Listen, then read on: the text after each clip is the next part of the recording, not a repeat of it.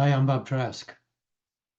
This is our weekly reset, and today we're going to talk about fathers because today in America is Father's Day.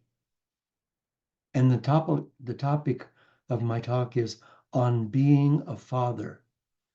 And I'm going to address this in three different ways.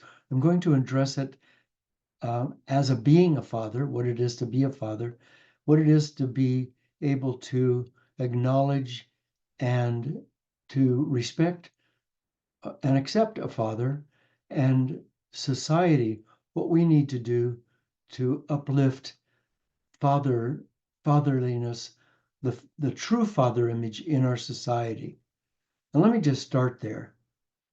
A father, a definition of a father is that parent, that masculine parent that provides for the child also what the mother is providing, but also provides what the mother cannot. Because there are things that a father can provide that a mother cannot, things that a mother can provide that a father cannot. But we have a large number of fatherless children, boys and girls in the world. And and what those boys and girls need is a father image, if not a father image.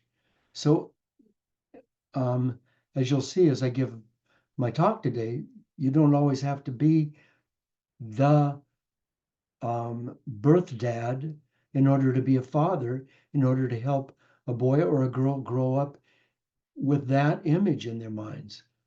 Gosh, I just know of so many girls who grew up with some man that they could really, perhaps a grandfather, perhaps an uncle, perhaps somebody that wasn't even a blood relative, who was a true man who truly loved her and could encourage her through her life to be all that she could be. And the same thing is true with a boy. That we have so many boys growing up without fathers, and in my experience in doing prison trainings, a large number, far more than 50% of the prisoners, male prisoners, far more than 50% of the male prisoners didn't have a dad. Their dad was in prison or dead or sick or just had abandoned the family. And those boys who grew up without a father are so, I can't remember the statistical number, but it's very high number of the percentage of chances that they're going to end up in prison without a father. Very high. And so being a father, now we're going to talk about being a father. Being a father means not being afraid to show up, not being afraid to show up as who you really are. And some people are not going to like that. And if in fact, if I am a father or you as a father are being swayed by public opinion rather than the ethics and the love inside of us, then we're not much of a father. If you got to try to be like everybody else, then you're not much of a father. You've got to be who you are. You came into this incarnation, into this creation as a unique individual, and there never has been, nor ever will be another you. And what you can do for your child, for your daughter, or for your son is to show them that uniqueness, part of which they inherited. And some men are ashamed of themselves, ashamed of being who they are, because they were shamed in growing up, because they were shamed. Like when I was a boy, um, there were things that I loved. Like I loved sunsets, I loved flowers. In fact, when I got my first car, and even before that, when we had a family car, I wanted to create a little dish that I could put in the ashtray and put flowers in it. My mom said, "You'll not do that." And then I was listening to classical music, Beethoven, Brahms, Schubert, and and I was just blown away by the beauty of that music. And mom said, You got to stop listening to that music. She was afraid I was becoming a sissy, which meant that I probably would ended up becoming a homosexual. Oh my God, not a homosexual. That's the worst thing in the world. And back then, that was like to be a queer was to be some kind of a freak, some kind of an aberration. And quite frankly, that's still going on in our society today. There are millions of people out there who think that queers are weird, that queers are some kind of an aberration, some kind of a misfit. Something's gone wrong with them or wrong with their brain, and that's why they're there. That's still common. So much in our society in America and in Canada, and I'm sure around the world. And it's just stupid.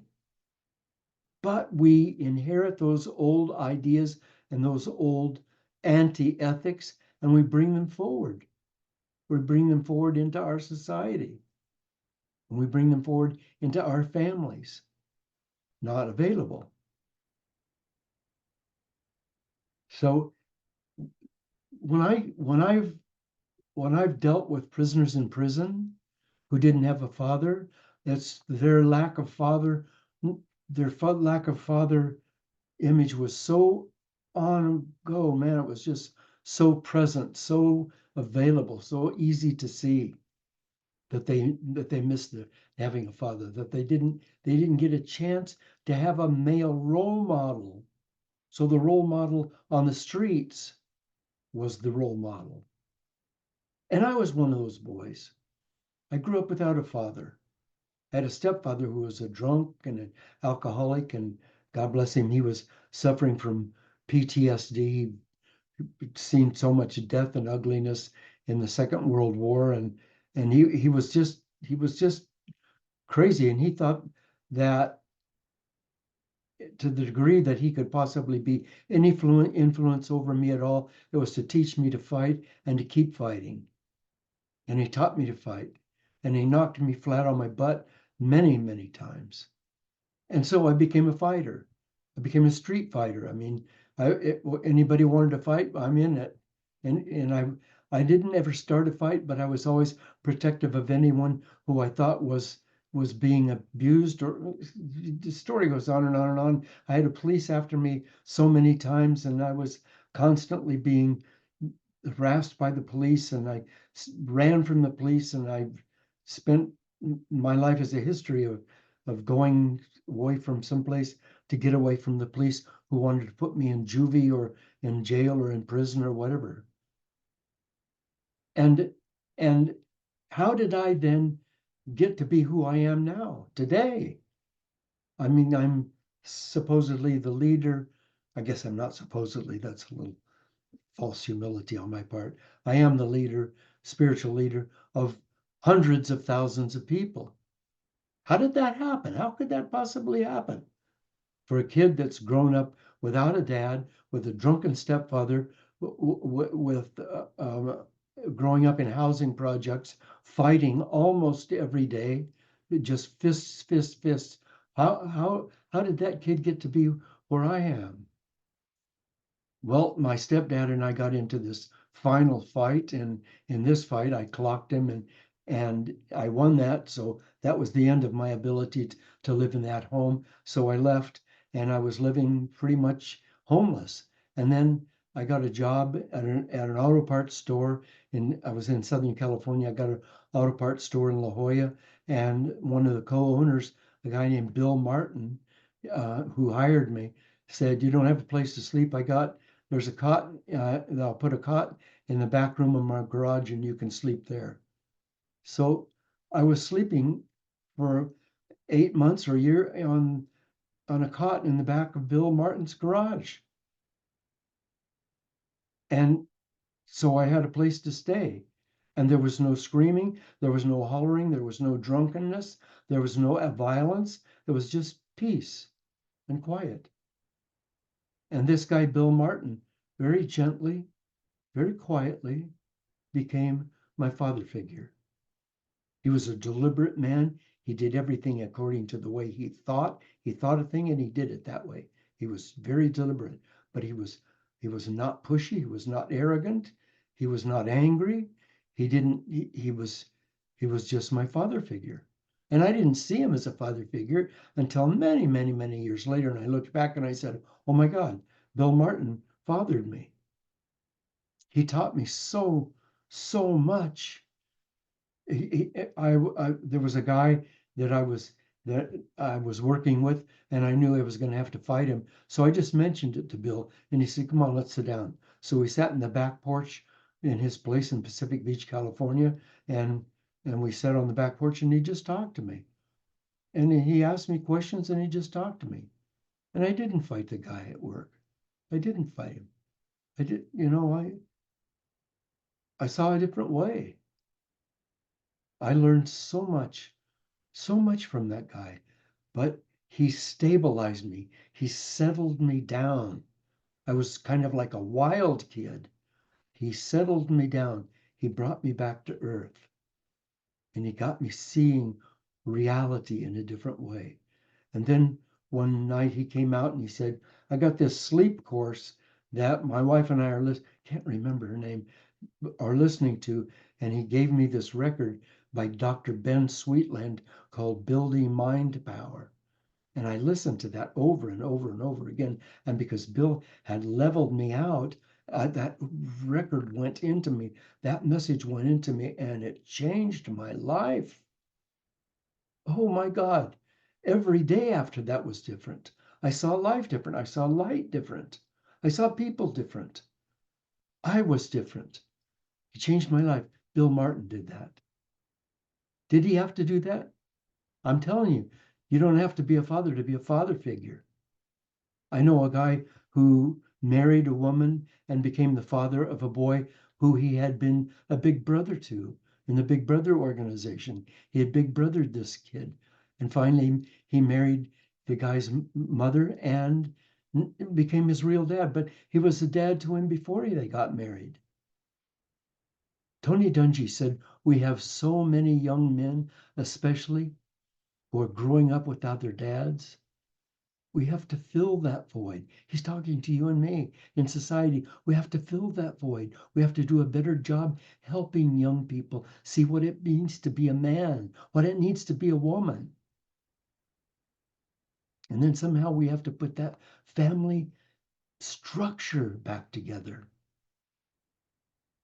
So my wife, Mary, who you see here, said to me during our break between these two sessions, something about how we live in a society that can help people, that can uplift people, that can put people back together. That maybe we don't have fathers, but we definitely have ability to help boys see what it is to be to be a man. And not what I grew up with, not to be a Marlboro man, because that was what I grew up with. I got to be a Marlboro man, got to kick some butt, stand tall, grow a beard, grow a mustache, ride a horse, talk in this kind of a voice. God damn it, we'll just make this happen. No, we grew up that way, and we were taught that it was not okay to be sad. We were taught that it wasn't okay to cry. Oh my gosh, it wasn't okay to cry. The greatest tragedy in my entire life happened on my 15th birthday. And my uncle came and picked me up. We were in the mountains, came and picked me up. And as we were driving past the Jemez Pueblo, which was the Indian, though I've got some Indian blood from northern New Mexico, these were the Indians that I loved and that had taught me about the old ways of Great Spirit. And as I drove by the Pueblo, I started crying. And I said, I'm so ashamed to cry. And my uncle said, why? I said, these Indians, if they saw me crying, they'd be ashamed. And he said, that's silly. That's nonsense. No one would be unhappy with you crying. That's not, you don't have to be, not cry to be a man. Just cry if you need to cry. And I never will forget that. Well, I learned eventually that it was okay to be gentle. It was okay to be caring. And that's actually what it means to be available. And in so many of the seminars that I've taught, tens of hundreds of thousands of graduates of these seminars around the world, I've seen so many people, men and women, who said, my father wasn't available to me. My father wasn't available. And I always thought to myself when I heard that, of course he wasn't available, you dummy.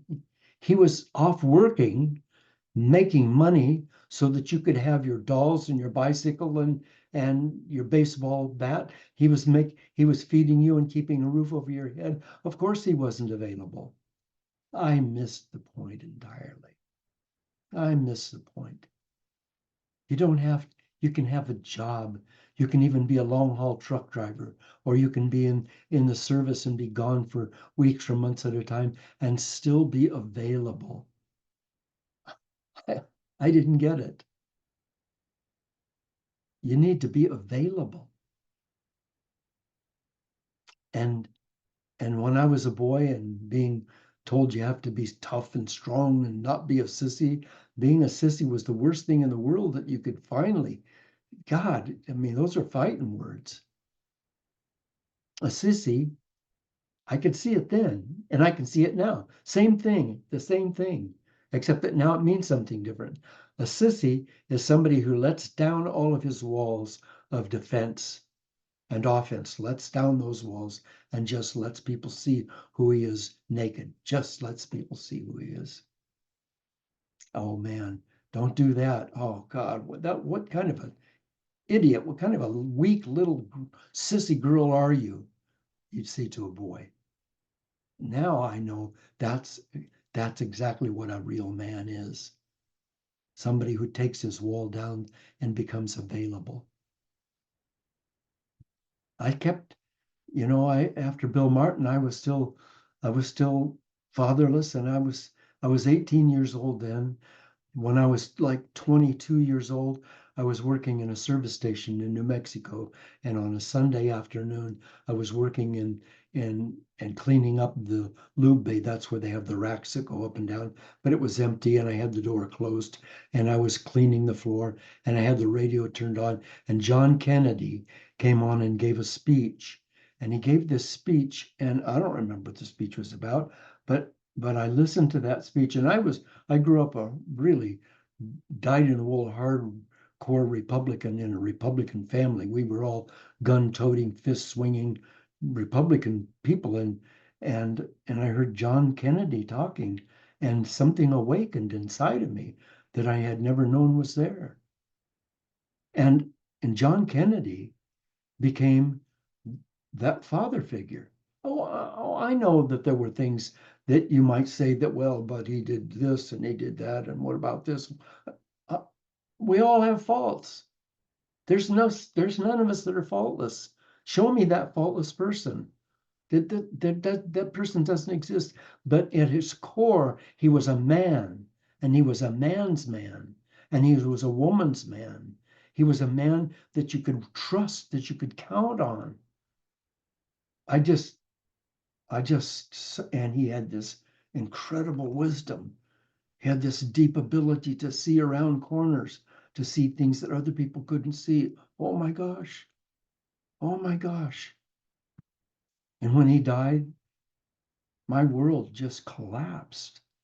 It just collapsed. And then when that collapsed, I got a chance eventually to have my next big step into growth, and so I'm so glad for that step. But we all have that happen in our lives, don't we? Like our whole thing collapses. Our job, we get fired from our job, or we get disgraced and and maybe slammed or talked about in unkind ways, or maybe we have a business and we put a lot of money and time and effort into it, and suddenly we lose our business and it goes either bankrupt or it gets stolen from us, or what. I mean, that happens and our whole world just seems to collapse, or we get divorced because some terrible thing happened in the relationship, and our world collapses. It just collapses. And that's when dads, that's when you have to be a man. That's when you have stand up and be a man and go on when all is lost, except that strong voice that says go on. That's that's when we have to do that. And that's the kind of a man John Kennedy was. When the Bay of Pigs things happened, and and it was a terrible mistake. And he had been misled by the CIA. We now know that. He'd been misled to think that this was the right thing to do. And when it happened, and it was an absolute disaster, he didn't blame the CIA or the FBI or someone else. He took accountability for that. He's the president. As Harry Truman said, the buck stops here. And as every man should say, the buck stops here. And Jackie Kennedy, his beautiful, wonderful wife, years later, looked back on all of that, and she said, now that I should have known, oh, excuse me, let me repeat that. Now I think that I should have known that he was magic all along.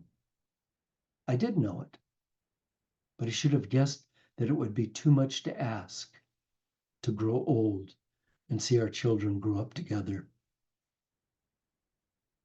So now he's a legend when he would have preferred to be a man. I can hear the pathos and the grief in her voice as she says that.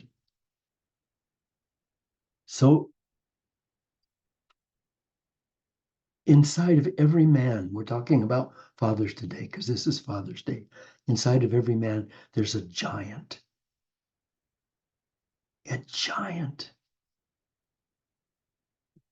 a wisdom and a power and a leadership that's never been brought forward. And it's brought forward under the most dire of circumstances. But even when we don't have those dire circumstances, we need to be able to look at the man in our life and see that there is a giant inside and give honor to that giant. And that's how the fathers come forward, is when they feel honored.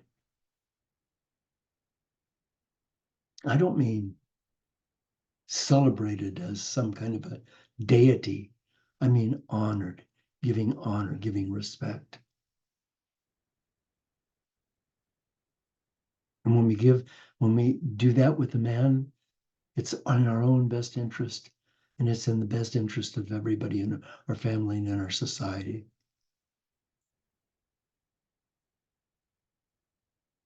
So does me being a dad mean that I have a big, strong, muscular physique? Does dad mean that I'm making millions of dollars? Does dad mean that all the ladies look at me when I walk by and go, whoa, check that out? Does dad mean that I can grow a beard and wear I'm nothing against people with beards, but does that mean I can grow a beard? Because some people can't grow a beard and then they get called sissies. To be a dad means to be a man for the people in your life, for your sons and daughters, for the sons and daughters of those who don't have a dad. You know a family that's got kids and the dad died, or the dad's in prison, or the dad's gone. Dads, go be present for them. They're not going to see you as a dad. They may even look at you hostilely. Doesn't matter. Show up as an image of what a man can be. Because a dad ain't nothing but a man, a real man.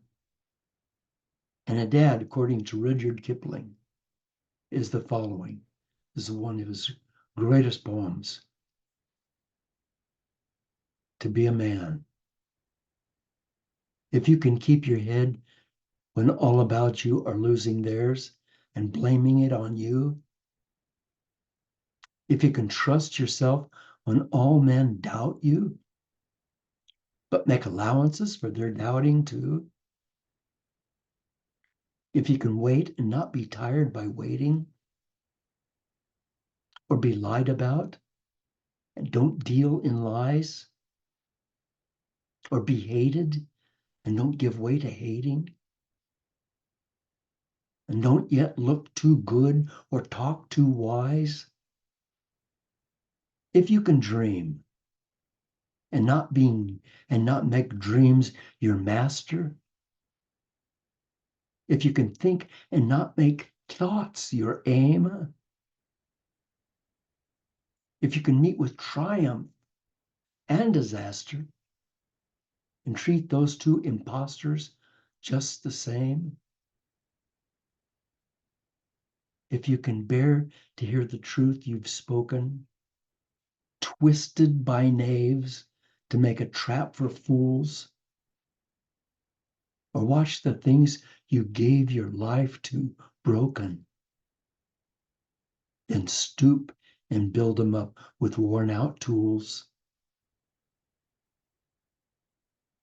If you can make one heap of all your winnings and risk it all on a turn of pitch and toss and lose and start again at your beginnings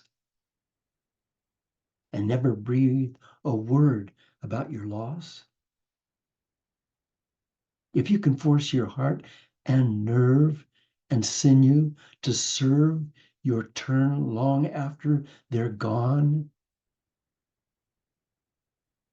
and to hold on when there's nothing in you except the will which says, hold on. If you can talk with crowds and keep your virtue, or walk with kings nor lose the common touch, if neither foes nor loving friends can hurt you, if all men count with you but none too much, if you can fill the unforgiving moment with 60 cents worth of distance run, yours is the earth and everything in it, everything that's in it. And which is more, you'll be a man, my son. Thank you, Rudyard Kipling. Thank you. And thank you for being with me today. Gosh, I appreciate you being with me. Let's look at this crazy, upside down, chaotic world filled with so much stress and distress right now. Let's look at it and say we can make a difference. But let's pick each other up. Let's pick up the moms. Let's be moms to those who need moms. Let's be dads to those that need to be dads. Go in peace. Stop by my website, bobtrask.com, if you will, and leave a donation. I sure would appreciate it. Help us continue our work. And I'll see you next week.